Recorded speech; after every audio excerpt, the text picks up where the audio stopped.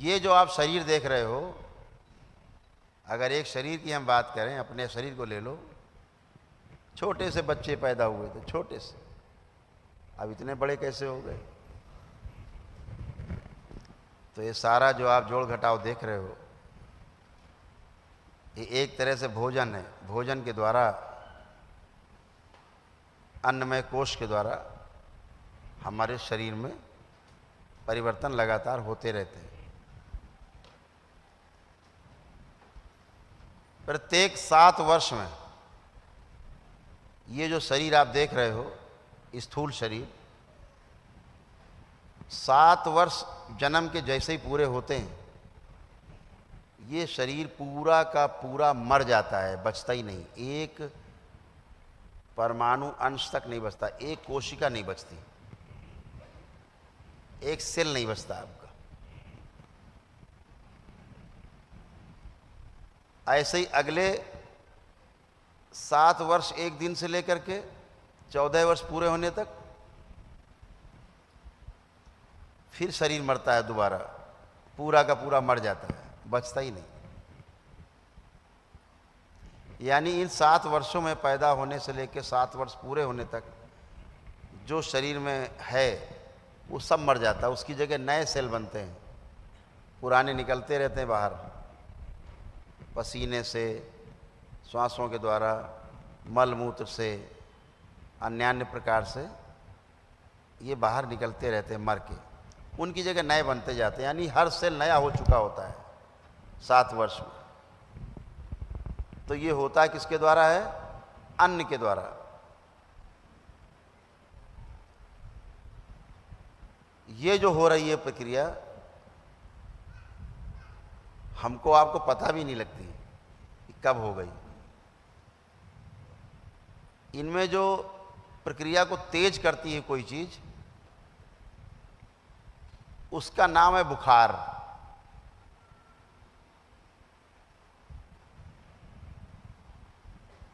Cell जो destroy हो गए हैं, मर गए हैं, उसे बाहर कैसे निकाला जाए? अगर वो अंदर पड़े रहेंगे तो सड़ेंगे, तो रोग बनता है। क्या बनता है? रोग। फिर वही आपके गांठ के रूप में दिखाई देता है, त्वचा रोग के रूप में दिखाई देता है, अंदर उन्हीं गांठें बनने लगती हैं। तो बुखार का काम है आपके इन अवशेषों को, मृत अवशेष जो हैं, जो मर गए अंदर सेल्स, ये बाहर निकल जाएं। जब ये बाहर नहीं निकल पाते तो बुखार आता है। क्यों आया बुखार? वो सेल बाहर नहीं निकल पा रहे हैं, अंदर सड़ रहे हैं, सड़न पैदा हो गई है। तो बुखार क्या करता है? आते ही आपकी भूख बंद कर देता है। पहला काम भोजन। बुखार का काम क्या है?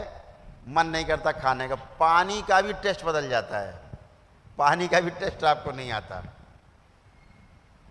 लेकिन फिर आप कहते हो पत्नी से, माँ से, जरा कुछ चटपटा बनाओ क्योंकि स्वाद नहीं आ रहा है, कुछ जरा चटपट टाइप का हो जाए, जी मचल रहा है कुछ खाने को। अंदर डिमांड नहीं हो रही है, भूख नहीं है, लेकिन जीभ लपलपा रही है, केवल लपर लपर कर रही जी, कुछ खाने को चटपट हो जाए, रोज आदत पड़ी है। तो आप क्या करते हो? बुखार को और निमंत्रण दे देते हो, भैया बने रहो, तो बुखार फिर नहीं जाएगा। क्योंकि जो एनर्जी शरीर की आपकी बुखार के रूप में शुद्धि के लिए आई है, अंदर जला के भस्म करने के लिए आई है, मारने के लिए आई है गंदगी को, उस एनर्जी को आप दूसरा काम देते हो, भोजन दिया, अब वो एनर्जी उसको पचाने में लग जाएगी। वो शुद्धि के लिए, मान लीजिए आपका आश्रम है, 100 कर्मचारी बुलाए जाएं, भैया आश्रम की सफाई करनी है, ठीक है। अब उन्हें आश्रम की सफाई करने के लिए बुलाए गए और उनसे कहो भैया एक काम करो, सब लोग जरा बाहर चलो हमारे साथ और जरा खेलेंगे। अब खेलते रहो दिन भर, सफाई कौन करेगा? तो ऐसे ही आप खेलते हो कि आप फिर खाते हो कुछ ना कुछ। जानवर को आप देखिए, उसको बुखार आए और आप उसकी सबसे पसंदीदा चीज दो, वो मुंह घुमा लेगा, नहीं खाएगा। क्यों नहीं खा रहा है?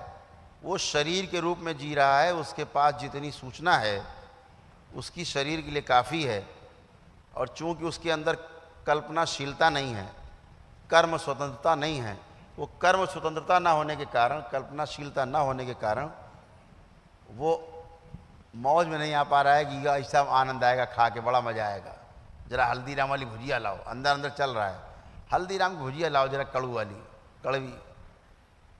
ये कल्पना जानवर के अंदर नहीं, बेचारे के अंदर।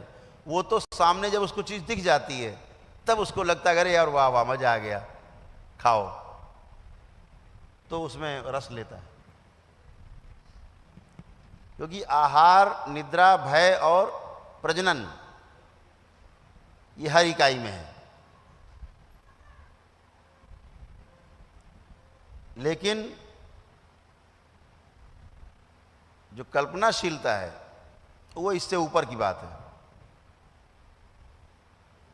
वो इंद्रियों के द्वारा होता है, वो मनुष्य शरीर में है, ज्ञान इंद्रियों के द्वारा आपके होता है, कर्मेंद्रियों के द्वारा आपके होता है, मन के द्वारा आपके होता है। तो ये वो एक अलग अलग व्यवस्था है। तो क्या करता है बुखार, इसको समझ लेना है आपको, तो आपको सुख मिलेगा, क्योंकि अब आप शरीर को देख पाओगे। तो बुखार का काम क्या है? आपके शरीर का ताप, टेम्परेचर बढ़ा देता है। क्यों बढ़ाया टेम्परेचर? क्योंकि जो अंदर जो बैक्टीरिया है वो आपके शरीर के तापमान में रहने का आदी है।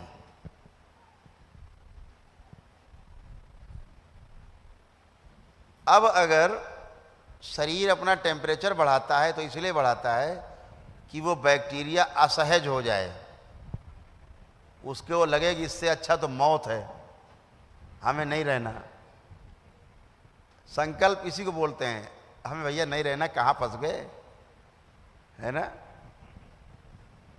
तो क्या होता है क्रिया, इतना बुखार बढ़ जाता है कि उसी में वो बैक्टीरिया मर जाता है, बर्दाश्त नहीं कर पाता, उस टेम्परेचर को बर्दाश्त नहीं कर पाता शरीर के, जिसमें वो रहने का आदी नहीं है।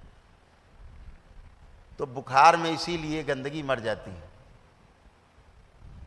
एक काम शरीर के रूप में होता है। बुखार का जीवन के रूप में उपयोग देखें तो आप बुखार में जितना ज़्यादा आत्म केंद्रित होते हैं उतना कभी नहीं होते। इतना बढ़िया ध्यान आपका लगेगा बुखार में, क्योंकि आपका मन कहीं जाता नहीं इधर उधर, शरीर के आसपास ही रहता है, साथ में रहता है, इर्द गिर्द रहता है, हटता ही नहीं। बड़े कष्ट में है, जितने कष्ट में आप हैं, प्रभु एक मौका देता है आपको ध्यान का, आप गहन ध्यान में जा सकते हो।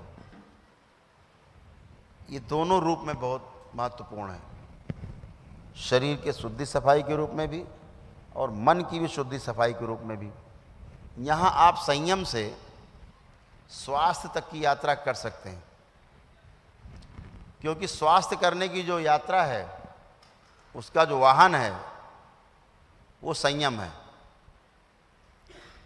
अगर आप में संयम नहीं है तो आप कभी भी स्वास्थ्य तक की यात्रा नहीं कर सकते, स्वस्थ नहीं रह सकते। स्वस्थ रहने की पहली शर्त है संयम आपका अच्छे से हो, पूरा हो। हम क्या करते हैं बुखार में,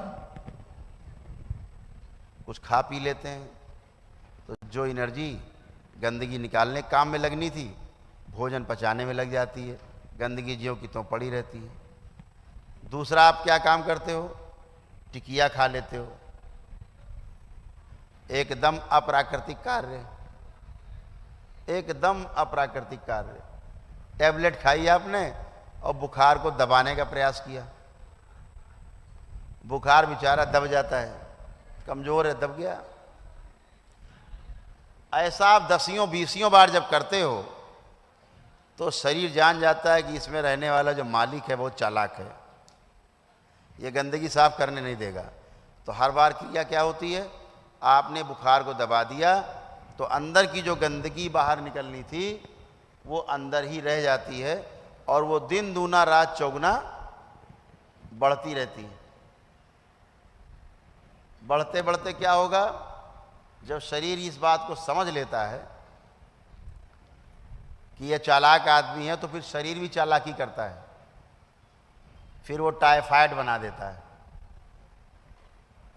फिर टाइफाइड होता है, फिर आप डॉक्टर डॉक्टर ढूंढते हो, ये डॉक्टर वो डॉक्टर, डॉक्टर साहब बुखार नहीं जा रहा, 15 दिन हो गए, डॉक्टर साहब 2 महीना से बुखार नहीं जा रहा है। ये बुखार जो नहीं जा रहा है आपने ही पैदा किया है, इसके क्रिएटर आप हो, इसके जनक आप हो। अच्छा चलिए मान लीजिए आपने किसी तरह से ज़बरदस्ती टाइफाइड दवा लिया, ऐसा आपने 2-4 बार कर लिया, आपने मान लिया अरे भाई बड़ा अच्छा डॉक्टर था और हम जीत गए, टाइफाइड चला गया। टाइफाइड क्या है, आंतों का ज्वर है, आंत्र ज्वर बोला जाता है, इंटेस्टाइनल, हाँ वो फीवर है, आंतों में जो जमा हो गई गंदगी स्टोर हो गई है, इसलिए बुखार है, आंतों को बुखार आ गया, सड़न पैदा हो गई। तो क्या होगा, वो सड़न आपके रक्त में मिलेगी, गंदगी, रक्त पूरे शरीर में गंदगी लेके घूमेगा, फिर किडनी छानेगी उसको, लीवर किडनी होते हुए फिर छनेगी और गंदगी आप में है ये फिर मिलेगी। यही शरीर बेचारा बिना मतलब का काम करता रहेगा। कैसे, जैसे कि आप झाड़ू लगाओ और यहाँ सारे पंखे चला दो और झाड़ू लगाते रहो ज़िंदगी भर, कूड़ा बाहर नहीं जाएगा, इसी में घूमता रहेगा। तो क्या किया आपने, अंदर के सारे पंखे चला रखे हैं झाड़ू लगाते समय, अब वो बाहर नहीं जाएगा, अंदर ही रहेगा। क्यों, आप टिकिया खा रहे हो, टैबलेट। तो ऐसे बुखार बनते बनते कहाँ पहुँचे, टाइफाइड पहुँच गए। अभी आपको आगे की यात्रा करनी मेरे साथ, हम करा रहे हैं आपको यात्रा, पूरी यात्रा करो तो आपको समझ में आ जाएगा। ऐसे आपने 2-4 बार टाइफाइड दबा दिया, तो अब जो रोग बनेगा उस रोग का नाम है तपेदिक, यानी टीबी, यानी फेफड़े आपके खराब होने शुरू होंगे, क्योंकि फेफड़ों को बहुत ज़्यादा काम करना पड़ रहा है, जिसके कारण बाय प्रोडक्ट के रूप में कफ इकट्ठा हो रहा है, पेट में कब्ज पैदा हो गया बार बार बुखार दबाने के कारण, यानी गंदगी जो बाहर जानी चाहिए थी अंदर पड़ी तो कब्ज हो गया, कब्ज से बुखार बन गया, बुखार से आपको तमाम कफ पैदा हुआ जो ऊपर की ओर चढ़ेगा, आपके हृदय क्षेत्र में जो आपके फेफड़े हैं यहाँ पे कफ जमा होने लगा, तो आपको टीबी हो जाएगी।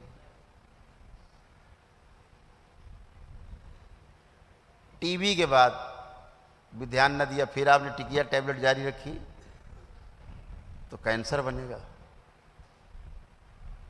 फिर यही कफ जो है मस्तिष्क की ओर यात्रा करता है और पूरा शरीर कफ से आप भर जाते हो, आपका शरीर आच्छादित कर लेता है।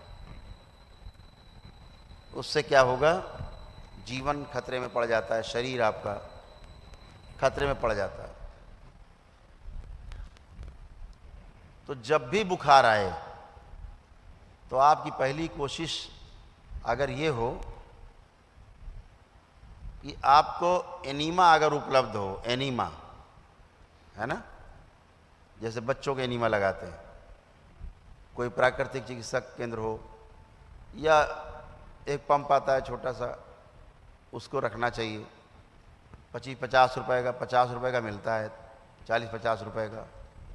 उसको एक सिरा पानी में रहता है, एक सिरा गुदा द्वार पे पंप कर लिया, 200-300 ml 400 ml पानी गुनगुना करके हल्का सा नमक डाल के और सब बाहर। कभी किसी को बुखार आ रहा हो, कैसा बुखार आ रहा हो, आप उसको दिन में 2-3 एनीमा लगवा दो, बुखार भाग जाएगा बगैर दवा के। अभी तो करौली सरकार के दरबार में एनीमा अपने आप ही लग जाता है, बुखार गायब हो जाता है। लेकिन वो जो नकली बुखार है वो तो चला जाता है, लेकिन जो शरीर में गंदगी इकट्ठी हो गई है उसके लिए आपको ये प्रयास करना चाहिए। जैसे एनीमा लगाते, आप कोई डॉक्टर एलोपैथी में आप कभी जाएं और बुखार हो, आप भर्ती हो, आप डॉक्टर से केवल अगर ये कह दो दिन में 2-4 बार कि डॉक्टर साहब एनीमा लगवा दो हमारे पेशेंट को, वो डॉक्टर झल्ला जाएगा आपके ऊपर। क्यों झल्लाएगा? उसे पता है बुखार चला जाएगा, और बुखार गया तो पेशेंट भाग गया। ये भी पता है। वो पता है आपको सलाइन क्यों लगती है यहाँ, वो सलाइन लगा देते हैं, वो टांग देते हैं बोतल, और अंदर आपके ग्लूकोज जाता रहता है। क्यों लगाते पता है? ताकि भाग न जाओ। तो आप लगे हो तो आप पड़े हो, और आपको भ्रम रहता है कि चिकित्सा हो रही है। वही क्या चिकित्सा हो रही है? हम आपको पानी पिला रहे हैं, कोई चिकित्सा है? कहीं पर उसका सदुपयोग है, ऐसा नहीं कि बेकार है। लेकिन उसका दुरुपयोग खूब हो रहा है। सर्जरी के अपने सदुपयोग हैं, सर्जरी का अपना लाभ है। जहाँ पर शरीर भारी खतरे में होता है और सर्जरी की आवश्यकता होती है, तो दरबार आपको सलाह देता है कि सर्जरी जरूर करानी चाहिए। लेकिन जहाँ सर्जरी की आवश्यकता ही नहीं है, दरबार देख रहा है कि यहाँ सर्जरी नहीं होनी है, तो वहाँ नहीं होनी चाहिए। ऐसे ही लोगों को समझ लेना चाहिए। लेकिन अब वो एक बड़ा व्यवसाय बन गया है सर्जरी का। आप पहुँचे, देखे आपने कि आपको देख लिया ठीक ठाक आदमी है, 1-2 लाख खर्चा कर सकता है, 100% आपको सर्जरी पक्का तय है। और कहीं आपने कह दिया डॉक्टर साहब जैसे भी हो, चाहे इसके बराबर रुपया लग जाए, अब आप बचाना है, तो समझो पक्का मरे। क्योंकि डॉक्टर साहब अब कोई प्रयोग ऐसा नहीं बचा होगा जो आप पे ना करें। वो उन्हें पता है हर प्रयोग का पैसा मिलेगा। तो इसीलिए बहुत पैसे वाले लोग अस्पताल जाके इसीलिए मर जाते हैं प्रेम से। आईसीयू में वेंटिलेटर पे पड़े पड़े मर जाते हैं। घर वालों को भी नहीं पता लगता कब मर गए, उनको भी नहीं पता लगता कब मर गए, दोनों आराम में। और कभी कभी तो डॉक्टर को भी नहीं पता लगता कब मर गया पेशेंट। वो 2-3 दिन बेचारे को वेंटिलेटर पे ही रखे रहते। फिर नर्स बताती है डॉक्टर साहब लग रहा वो नहीं रहा। अच्छा, देखा उनका वाकई, जल्दी सूचना दो सबको। ऐसा भ्रम रहता है। तो ऐसे भ्रम पूर्वक नहीं जीना है हमें। हमारे जीने में और हमारे जिंदा रहने में फ़र्क करना है।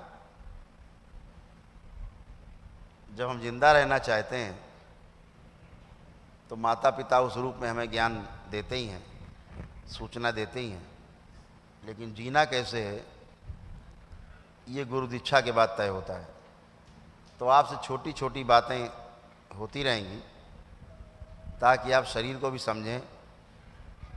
शरीर में कुछ भी हो रहा है, आपने उसको एक नाम दे दिया रोग, लेकिन जब समग्रता में देखेंगे तो जिसे आप रोग कह रहे हो वो एक्चुअल में आपके शरीर की शुद्धि सफाई है। लेकिन बहुत ज़्यादा गंदगी इकट्ठी हो गई है, जब वो निकलना शुरू होती है तो वो असाध्य रोग मान लिया जाता है। तो इतनी गंदगी हो गई है कि अब निकलना मुश्किल है। उतने शरीर की आयु नहीं बची, इतनी गंदगी निकलती रहे तो भी नहीं निकल पाएगी, तो असाध्य हो गया। तो रोगों को इस अर्थ में लेना है कि हमारे शरीर में कोई गड़बड़ी भोजन से हो रही है। जो भी शरीर आपका बना है ना, ये भोजन से ही बना है। यानी ये शरीर में कहीं चटनी आपके दिख रही है, हमें कहीं रायता दिख रहा है, कहीं सब्जी दिख रही है, कहीं रोटी दिख रही है, कहीं पिज्ज़ा दिख रहा है, बर्गर दिख रहा है। इसी का जोड़ ये शरीर है, इससे ज़्यादा कुछ नहीं। अब ये खाना बंद कर दो, सिकुड़ना शुरू हो जाएगा ये।